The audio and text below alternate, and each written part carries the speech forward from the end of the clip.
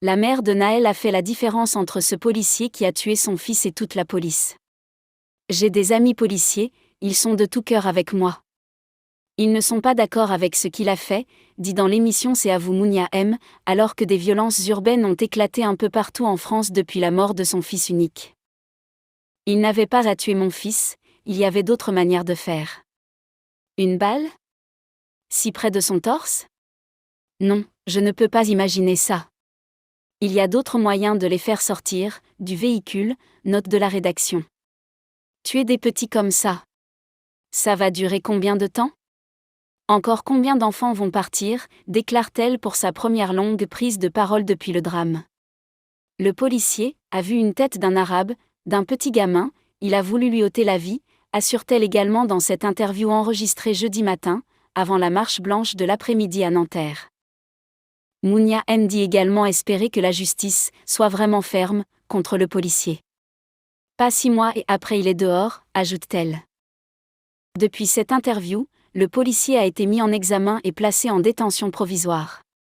Son avocat, qui s'est exprimé sur le plateau de BFM TV, a assuré que son client avait demandé « pardon » à la famille de la victime et est dévastée. Aujourd'hui, 2 familles sont disloquées. Celle de Naël parce qu'un fils a été enlevé à la vie. Et celle du policier qui va vivre un autre enfer, celui d'un père ou d'un époux en prison, celui de la honte qui rejaillit sur l'entourage avec un risque de vengeance. Il semblerait que l'adresse du policier a été révélée dans les réseaux sociaux. Un véritable gâchis. Comprendre ce qui a amené à cette tragédie. Et agir pour que cela ne se reproduise plus. La mort de Naël a été une sorte de catalyseur de cette révolte contenue et souterraine dans les banlieues. Certains pourront toujours dire « je vous l'avais dit », ceux-là n'ont pourtant jamais imaginé ce qui allait se passer, et encore moins pourquoi. Il faudra plusieurs mois voire plusieurs années d'investigation, et surtout, ils le disent depuis 50 ans à vide, à froid, comme un mantra, attention, les banlieues vont se révolter, etc., avec la manière de mettre de l'huile sur le feu. On ne compte plus le nombre de manifestants, selon la police, selon les syndicats, mais le nombre de policiers et gendarmes mobilisés, 40 000 dans la nuit du 29 au 30, le nombre de policiers et gendarmes blessés, 249 dans la nuit du 29 au 30, et le nombre d'interpellations. 667 personnes ont été interpellées dans la nuit du 29 au 30, 150 dans la nuit du 28 au 29 et 31 dans la nuit du 27 au 28. La situation ne fait qu'empirer, et cela dans de nombreuses communes de France. De nombreux bâtiments publics, écoles et privés, agences bancaires, etc., ont été visés, vandalisés, incendiés. De nombreuses voitures ont été incendiées. 13 bus ont été incendiés. Il est même devenu une certaine mode débile de faire rouler un bus dans le feu. Toute cette violence urbaine est d'autant plus stupide qu'elle n'apporte rien, elle s'en prend au service public même de ces émeutiers. Ils s'auto-punissent. Des communes ont décrété le couvre-feu, la première est Clamart, la région Île-de-France a décidé d'arrêter la circulation de ces bus à 21h. La mort de Naël est sans doute la goutte qui a fait déborder le vase.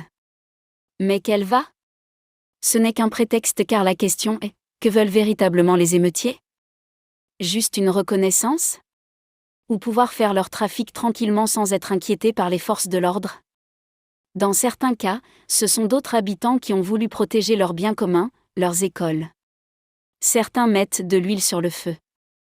D'un côté, l'extrême droite qui réclame une répression sévère, l'instauration de l'état d'urgence. Ce qui serait probablement une erreur de communication, car cela dramatiserait une situation qui doit être au contraire apaisée, et c'était l'erreur du président Jacques Chirac le 8 novembre 2005, sur demande de son Premier ministre Dominique de Villepin, en réponse aux émeutes urbaines du 27 octobre 2005 au 17 novembre 2005, 3 morts, 2921 personnes interpellées, à la suite de la mort de 2 adolescents Yebena et Bouna Traoré qui se sont fait électrocuter en se réfugiant dans un poste électrique pour se soustraire à un contrôle de police. En outre, la plupart des prérogatives de l'état d'urgence sont désormais possibles en situation normale. D'un autre côté, celui des émeutiers, on crie contre la police, on préjuge que le policier qui a tué Naël aurait tiré en raison de son origine ethnique, ce préjugé de racisme n'a rien d'établi, on amalgame le policier qui a, visiblement, fauté et les policiers dans leur généralité alors que la plupart sont courageux, calmes et professionnels. La mère de Naël était tout à fait d'accord pour que son fils fût interpellé, car il avait commis le délit de refus d'obtempérer, mais, dans tous les cas, cela ne vaut pas la mort. Cependant, le risque est grand que les prochaines nuits soient encore plus violentes, car c'est la fin de l'année scolaire, les esprits sont échauffés et certains veulent en découdre. Oui, la situation est très grave car tout peut arriver. Au-delà de ces violences, l'enjeu du gouvernement, c'est de convaincre que la mort de Naël sera la dernière de cette manière, il ne faut plus qu'une personne soit tuée pour ce simple délit routier. Merci d'avoir regardé la vidéo jusqu'à la fin. Donnez-nous vos avis en commentaire, n'oubliez pas d'aimer et partager la vidéo et si vous êtes nouveau n'oubliez pas de vous abonner. À très bientôt les amis.